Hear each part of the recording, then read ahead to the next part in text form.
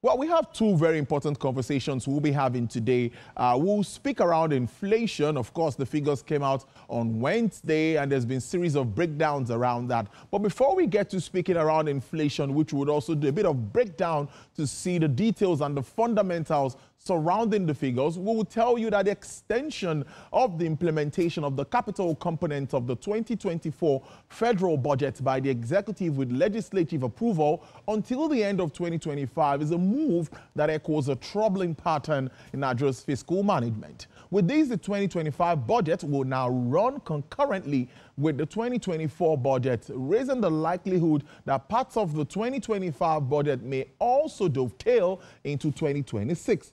Now, such overlapping of fiscal years does not bode well for transparency, accountability, or timely delivery of public projects. Budgets are meant to be executed within a set time frame, ensuring that projects are completed as scheduled and that government spending delivers its intended benefits. However, Nigeria's persistent struggle with delayed budget implementation is rooted in a chronic tendency to overestimate revenues. For example, the 2025 budget is predicated on an oil benchmark of $75 per barrel, yet actual prices have remained below this mark for most of the past 6 months, save for brief spikes during the Israel-Iran conflict. Well, you will agree with me that this is indeed very topical, and my guest is Viola Kwaga. He is the Group Head Research and Policy Advisory, Open Government and Institutional Partnership Budget. He joins me live from Abuja via Zoom for this conversation. Mr. Kwaga, good afternoon, and thank you for joining me on the show today. Good afternoon, Tolu. A pleasure to be here as always, although you have not invited me to your new office in Lagos yet. You know, I told you, you are well invited here. I will expect to see you soon, but you're now more of Abuja, but let's see how that plays out. Very quickly, I'm sure you listened to my introduction, and I think we should start by understanding better what a budget really is and what it entails in its totality before we get deep into this conversation.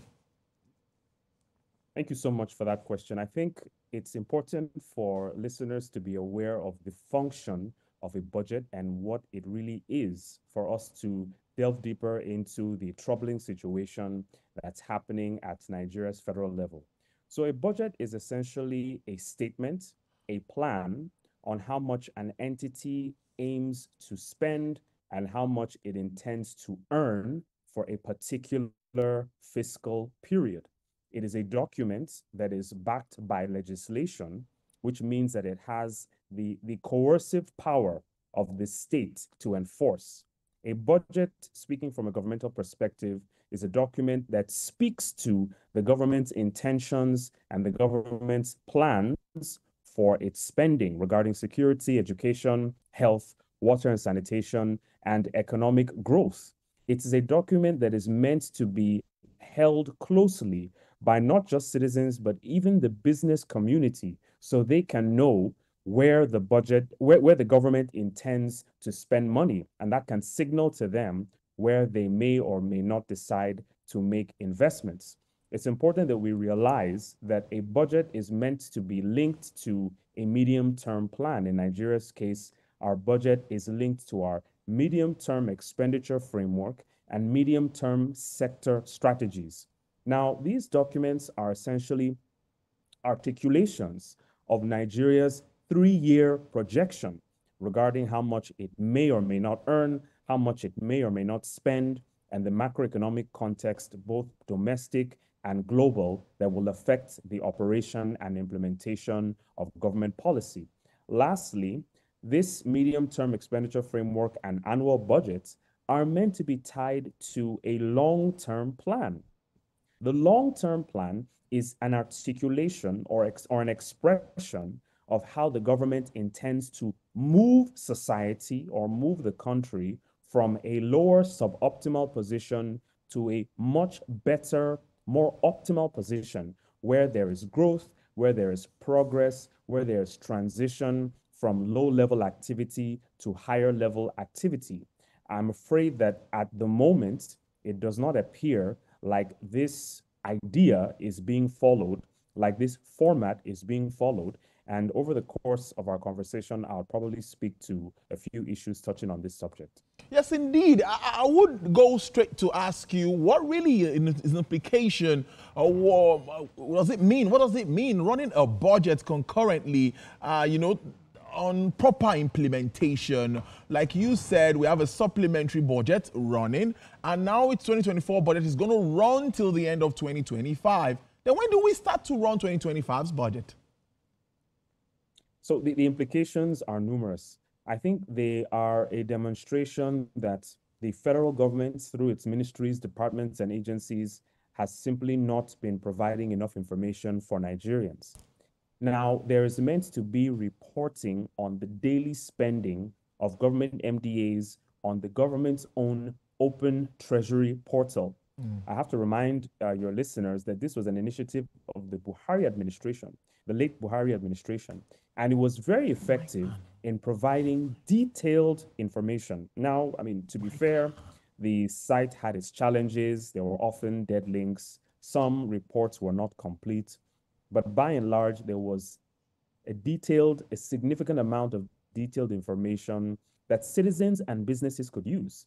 I'm afraid to say that from the beginning of this year, that portal has not been updated with any new spending information.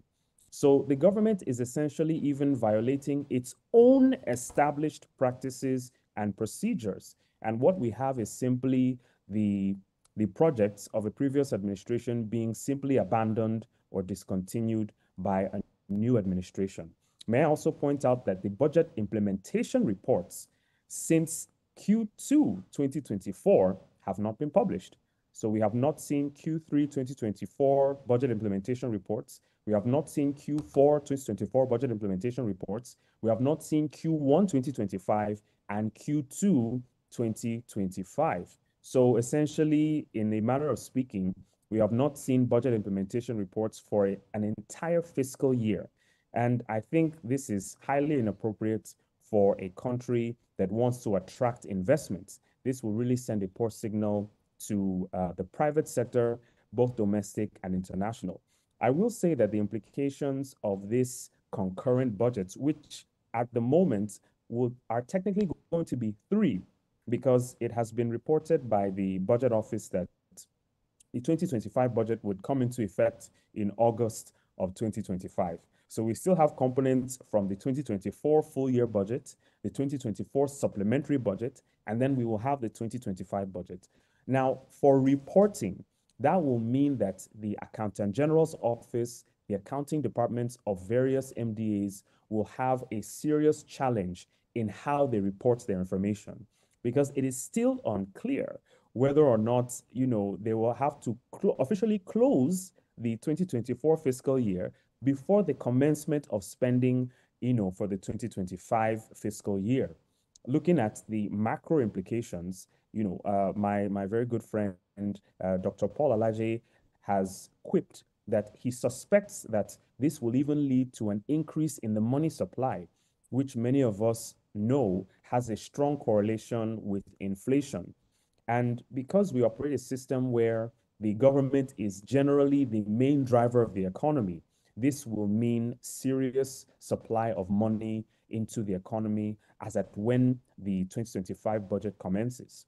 Yes, it is true that the government, through the budget office, has stated that they are still making payments to some contractors for the 2024 main budget. It is not clear if they are still doing the same for the 2024 supplementary component.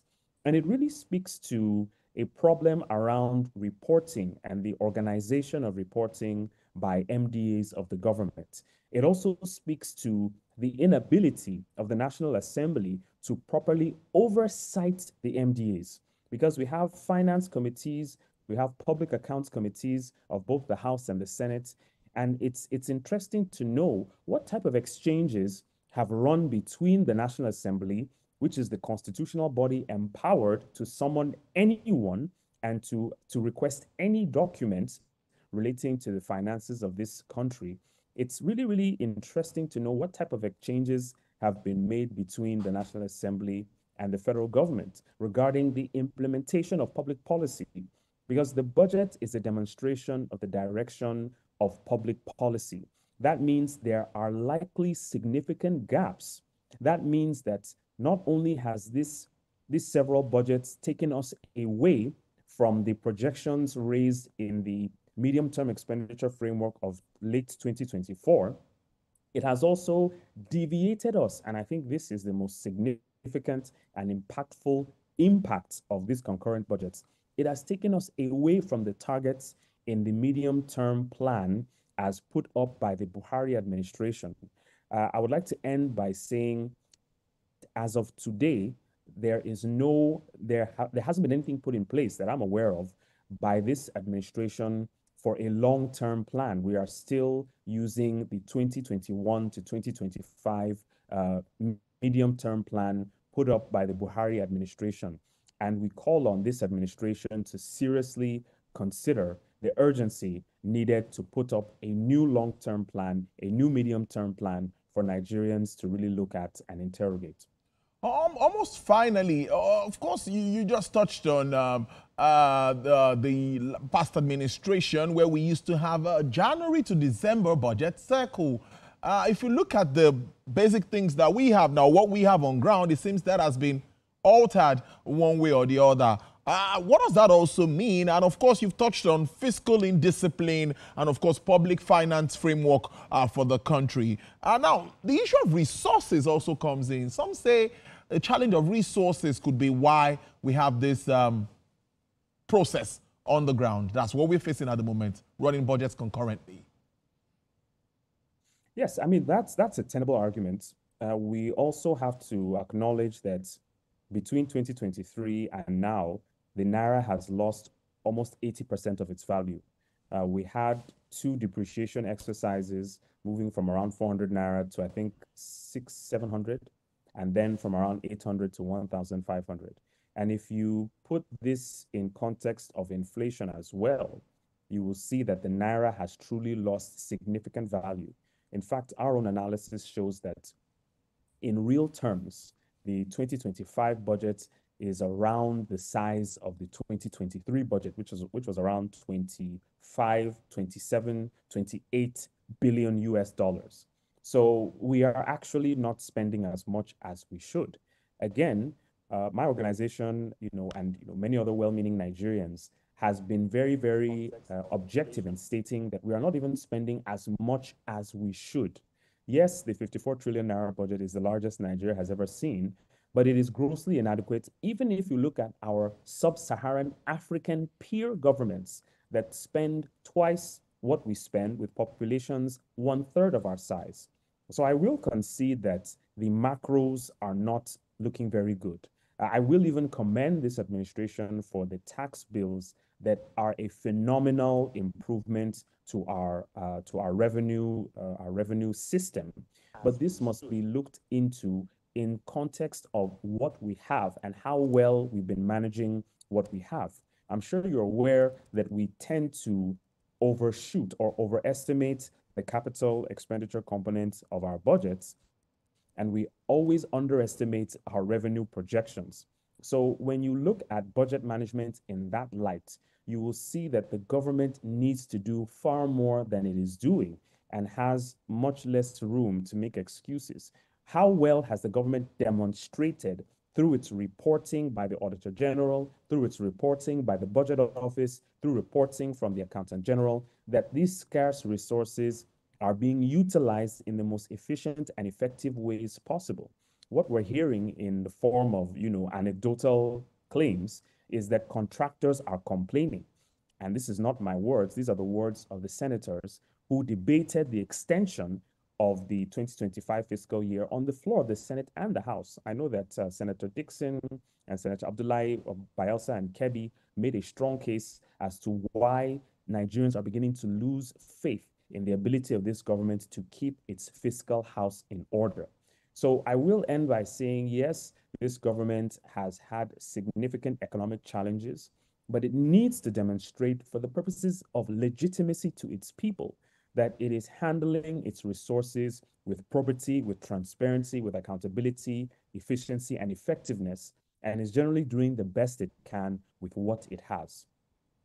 All right, now, before I let you go, what will be your candid advice down to the FG if you're in position to advise? Of course, your organization talks about all of this, breaks this down time after time. What would you have to say as we continue to grapple with the likes of inflation and, of course, all the challenges? I mean, I would say that there needs to be a whole lot more reporting. Nigerians need to know our fiscal position. I would also say that debt management needs to be far more transparent. It needs to be far more accountable.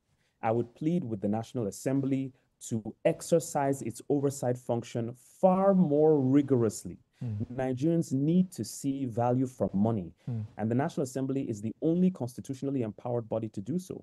I would also plead with this current administration to implement and perhaps even make law the implementation of the previous administration's national monitoring and evaluation framework that would require MDAs to report in specific ways and require this data to be used by the Federal Executive Council. One reason why we spend money poorly, I think, is because we do not collect the right type of data. And that data is not often used for policy formulation, let alone policy implementation. And, finally, I would end by saying that the responsibility to provide this information, even if the books don't look good, is a testament to the government's transparency that will go a long way to showing international investors and even domestic investors that the government is honest, that the government is open, and that the government is willing to take lessons from where it may have made mistakes. Civil society is always ready to collaborate with the federal government on this. And, like you said, our reports are there for all to see. Viola Kwaga, it's been a while, and always having you is always an interesting one. Group Head, Research and Policy Advisory, Open Government and Institutional Partnership at Budget Foundation. Thank you so much. Have a great weekend. You too, Tolu. Thank you so much for having me, as always.